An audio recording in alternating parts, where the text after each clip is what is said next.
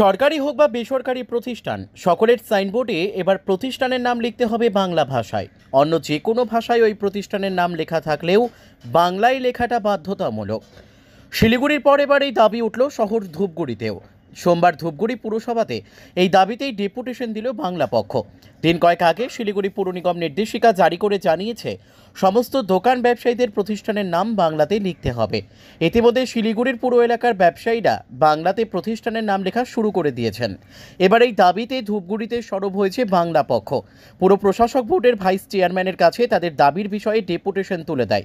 বাংলা পক্ষ দাবি জানিয়েছে, আমাদের মাতৃভাষা বাংলা, তাই সরকারি হোক বা বেসরকারি প্রতিষ্ঠান, সকলের সাইনবোর্ডে এবার প্রতিষ্ঠানের নাম লিখতে হবে বাংলা ভাষায়।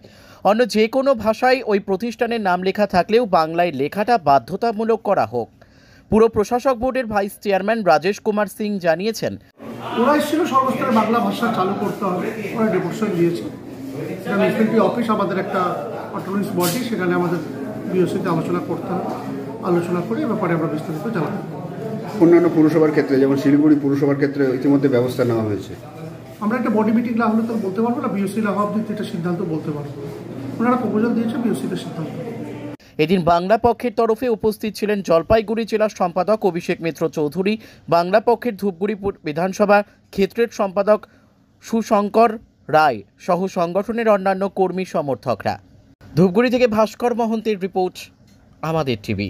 আজকে এটা একটা ধারাবাহিক আমাদের পশ্চিমবঙ্গ প্রত্যেকটা মিউনিসিপ্যালিটি আর কর্পোরেশনে হচ্ছে যে বাংলা ভাষার সমস্ত সাইনবোর্ড যেন প্রত্যেকটা সাইনবোর্ড বা অফিস বা যে আছে যেগুলো নার্সিংহোম বা যেগুলো ইসে তাদের জন্য প্রত্যেকটাতে বাংলার যেন তাদের হোর্ডিংটা হয়, হোর্ডিং বা সাইনবোর্ড যেটাকে বলা হয়।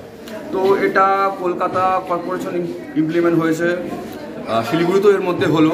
তো আজকে আমাদের ধূপগুড়িতে এখানে এর জন্যই আসা যে আমাদের উপপুরপিতাকে আমরা আজকে একটা ডেপুটেশন দিলাম।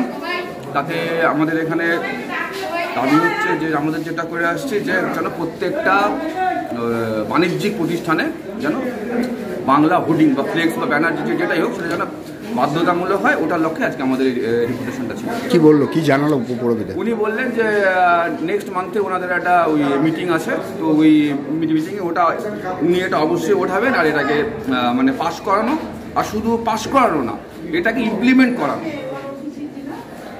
যেন হয়। তো উনি আমাদেরকে আশ্বাস দিলেন, হয়তো হয়ে যাবে, আমরা এই আশা রাখছি।